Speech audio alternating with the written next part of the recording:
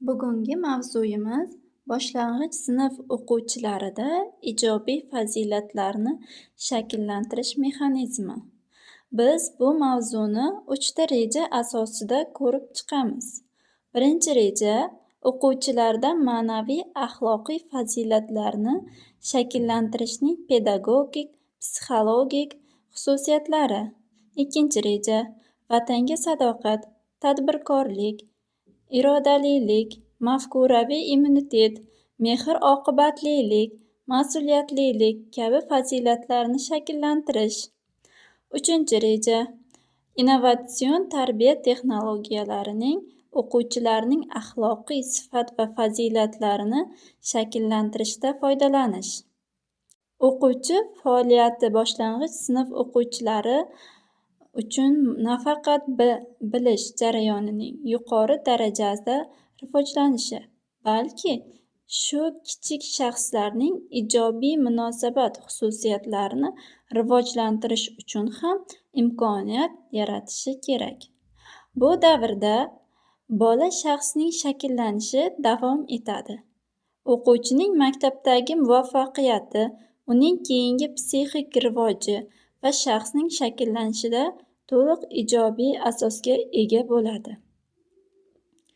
O'quvchilarning axloqiy onglari 1 va 4 sinfdagi o'qish mobaynida muhim o'zgarishlarga uchraydi va axloqiy sifatlar, bilim va tasavvurlar sezilarli darajada tarbiyalanadi va bola o'zini o'zi anglay boshlaydi. U o'ziga xos bo'lgan yaxshi-yomon xususiyatlarni bilmasa ham, lekin u o'zini menini his qiladi. O'zining vazifasi, maqsadi, bajarishi lozim bo'lgan ishlari, uyga berilgan vazifalarni bajarish, takrorlash uning burchi ekanligi kabilarni anglab yetadi.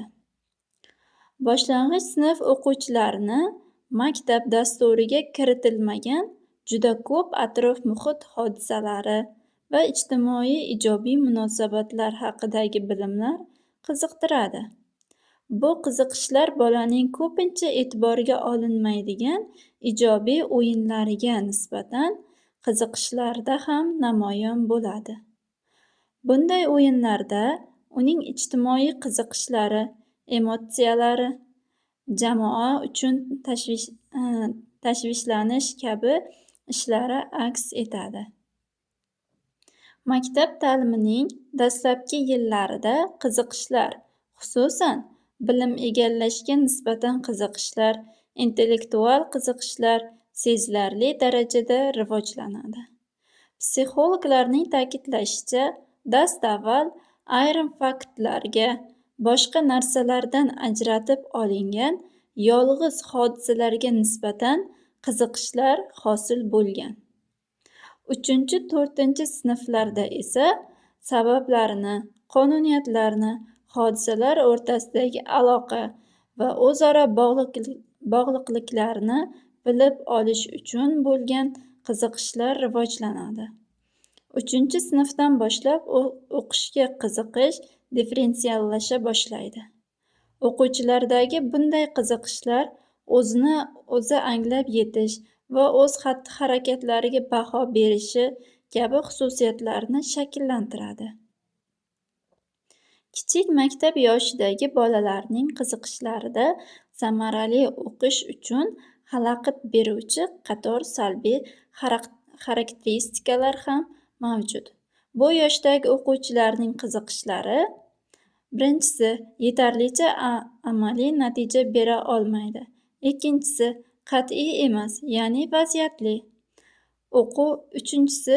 O'quv materiali va topshiriqlar o'quvchilarning joniga tez tegadi va charchashni yuzaga keltiradi. 4. Kam anglanilgan o'quvchilarning ma'lum bir predmetdagi nima yoqishini va nima uchun yoqishini aytib bera olmasligida ko'rinadi.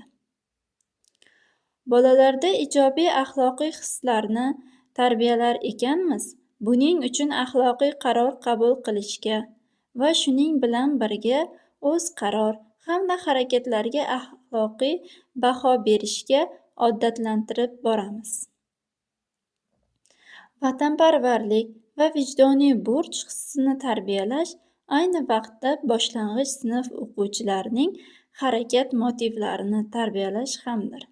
5-6 yoshlardagi ko'zga tashlangan bolalarning xususiyatlari kichik maktab yillari davomida rivojlanadi va mustahkamlanadi. O'smirlik davrining boshlariga kelib, juda ko'pgina shaxsiy fazilatlar shakllanib boradi.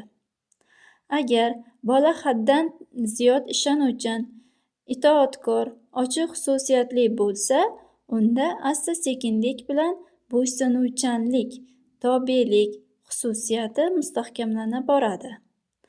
Biroq bolani erta mustaqillikka undash unda ba'zi salbiy xislatlarning shakllanishiga ham olib kelishi mumkin. Chunki u hayotiy tajribalari kamligi uchun asosan kimlargadir taqlid qilgan holda harakat qilishlari mumkin. Mustaqillikni shakllantirish uchun bolaga mustaqil bajaradigan ishlarni ko'proq topshirish va unga ishonch bildirish nihoyatda muhim hisoblanadi. E'tiboringiz uchun rahmat.